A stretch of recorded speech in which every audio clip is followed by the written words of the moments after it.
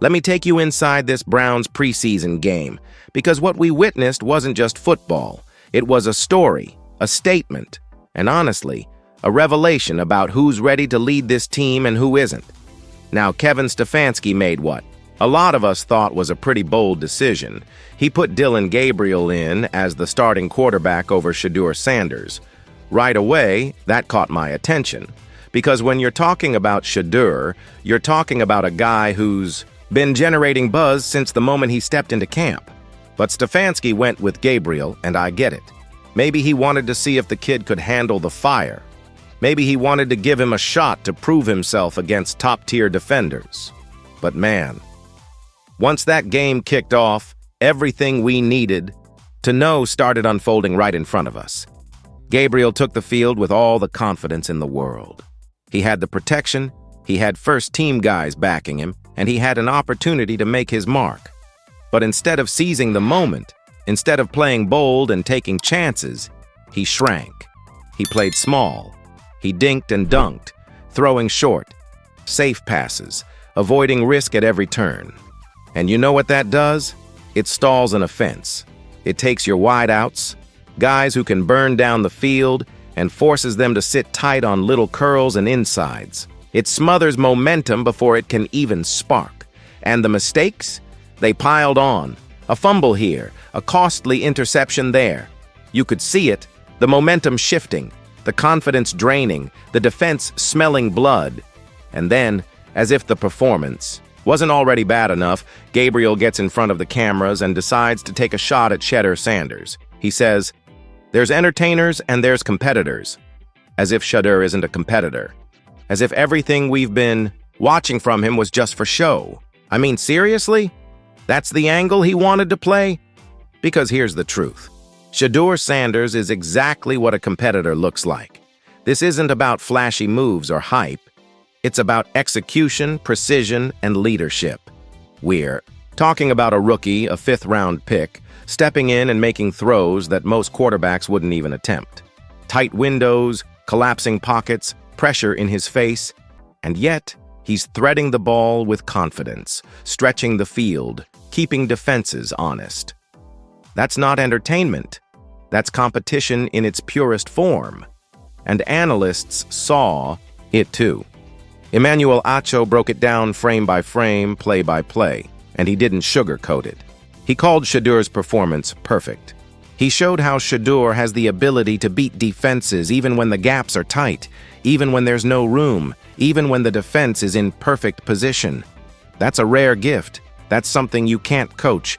That instinct, that calm under fire, that ability to believe in your throw and land it where only your guy can get it. Meanwhile, let's circle back to Gabriel. He had the cushion of the first-team defense to start, and he still couldn't move the ball. And once that cushion disappeared, he fell apart completely. That's the mark of a quarterback who isn't ready. He didn't show composure. He didn't show leadership. And worst of all, instead of looking inward, instead of saying, "I've got to be better," he chose to take aim at the guy who is doing all those things. And to me, that speaks volumes about where his mindset is.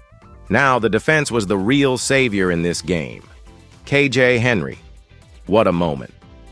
That 45-yard interception return for a touchdown wasn't just a highlight, it was a turning point. It flipped the momentum, it gave the Browns life, and it showed that when the offense can't deliver, sometimes it's the defense that has to carry the load. And Andrew Mukuba? He was everywhere, reading plays, jumping routes, shutting down lanes. His pick six against Gabriel was brutal, not just for the scoreboard, but for Gabriel's confidence. Because nothing stings a quarterback more than having his mistake turned directly into six the other way. And yet, through all of this, the thing that impressed me the most wasn't just Shedeur's talent. It was his demeanor, his composure. After the game, when he had every right to spike the football verbally, to clap back at Gabriel's little comment, he didn't. He stayed humble. He talked about consistency, about leading his team, about staying level-headed whether things are up or down. That's leadership.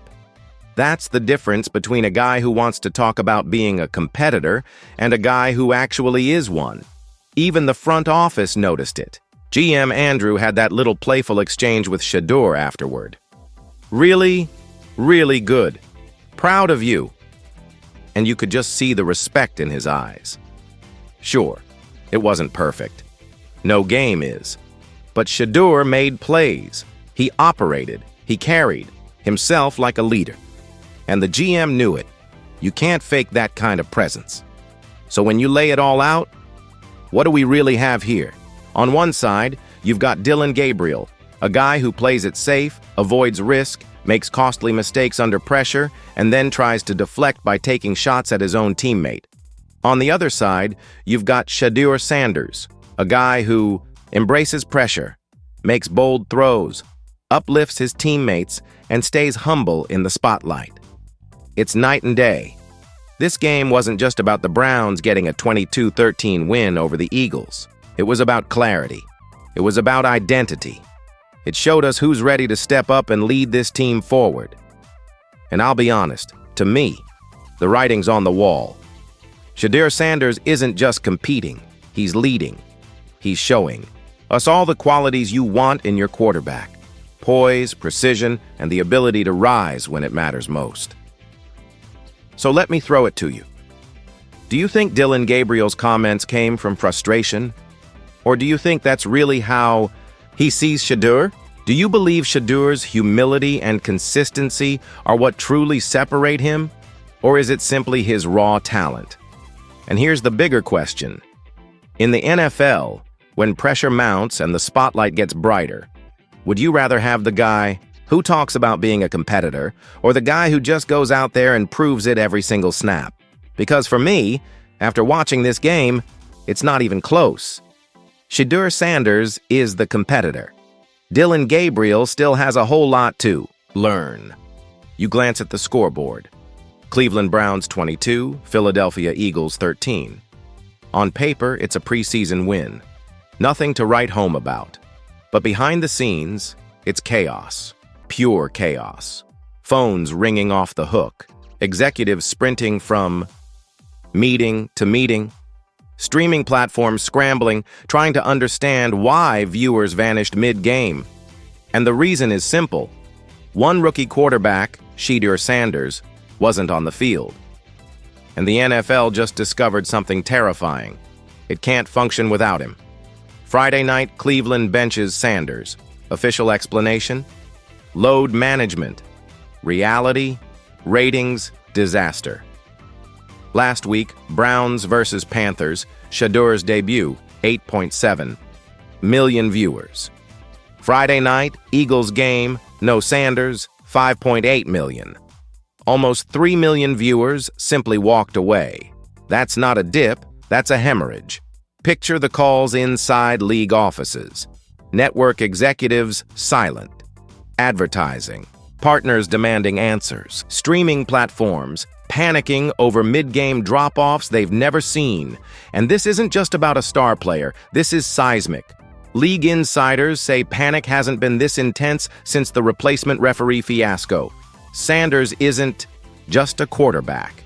He's a gravitational force, pulling casual fans, international audiences, and younger viewers straight into the NFL universe. Take him out, and everything collapses. Sources say Roger Goodell personally called Browns ownership. The league had the numbers. Every rating spike, every international streaming surge, every projection tied to Sanders.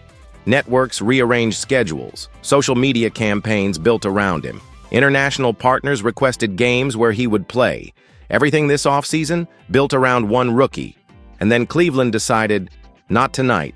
Friday should have been perfect. Primetime slot, 2 passionate fan bases, packed stadium, perfect weather. Everything lined up for a ratings bonanza. And then it began. Cameras constantly scanning the sidelines, commentators awkwardly fumbling explanations. Social media exploded, not with hype, but outrage. By halftime, viewership down 18%. Third quarter, another 15% gone. Final whistle, the lowest-rated preseason game involving playoff contenders in 7 years. And here's the kicker. The game was good. Browns' defense dominated. Turnovers, momentum swings, competitive scoring. Yet viewers left. Why? Because modern fans don't just want competent football. They want stories, personalities, moments. Sanders delivers all three. Without him, forgettable. Demographics crushed league executives. Males 18-34 down 32%. International streaming down 41%. TikTok, Instagram, Twitter, silent. Networks panicked. Amazon, ESPN, Fox, NBC, everyone demanding answers. Hundreds of millions in ad revenue evaporated. And this is preseason. Merchandise sales plummeted. Jerseys canceled. Online store traffic down 40%. Fantasy football and betting volumes tanked. DraftKings, FanDuel, massive declines. Every corner of the NFL ecosystem tethered to this rookie. Yet Stefanski stuck to his injury management story. Insiders confirm Shedeur was healthy, practicing fully. Coaching philosophy over entertainment reality, and the league paid the price. The Browns are caught in a perfect storm. Ownership wants him playing. Marketing demands him on camera. The league explicitly requests it. And yet, coaching staff holds authority. Friday night, they may have won internally, but triggered a league-wide crisis. Goodell personally intervening. Other owners furious. Jerry Jones calling emergency meetings. Robert Kraft voicing concerns. Sanders doesn't just throw touchdowns, he drives the entire NFL entertainment engine. Generation Z doesn't follow teams. They follow stories, personalities, social media.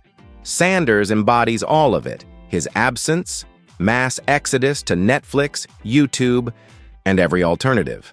Social metrics, catastrophic. Last week, 47 million impressions, global virality. Friday night, silence. Algorithms ignored NFL content. International markets questioning the league.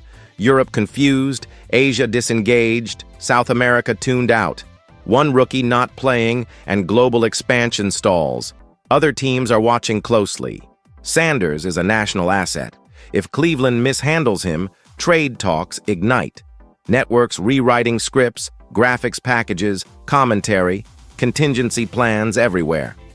Internal memos leaked. Sanders drives 2.5 million viewers per game. Boosts. International streaming 35%, social engagement up 28%. These aren't guesses, they're facts. The league knew this would happen. And yet, it happened. Here's the bombshell. The NFL is considering mandating minimum playing time for marquee players in nationally televised games. Ownership overriding.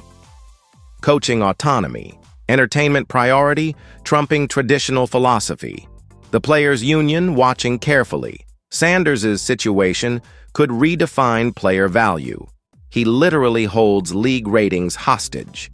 Meanwhile, the Browns won 22-13. But they lost the narrative war. Defensive dominance, running game control, special teams execution, all meaningless. Sanders' absence overshadowed everything. Imagine the regular season, playoffs, the Super Bowl. If missing one meaningless preseason game costs 3 million viewers, what happens in October? The NFL just realized its empire rests on a 22-year-old rookie quarterback. The truth is terrifying. The NFL isn't selling football anymore. They're selling stories, personalities, cultural moments. Sanders is the centerpiece. Without him, viewers leave, advertisers panic, international expansion stalls, merchandise tanks, betting volume drops, networks scramble. Brown's coaching staff controls the depth chart, but Sanders controls the ratings. Friday night proved one undeniable fact. The NFL needs Sanders more than he needs them.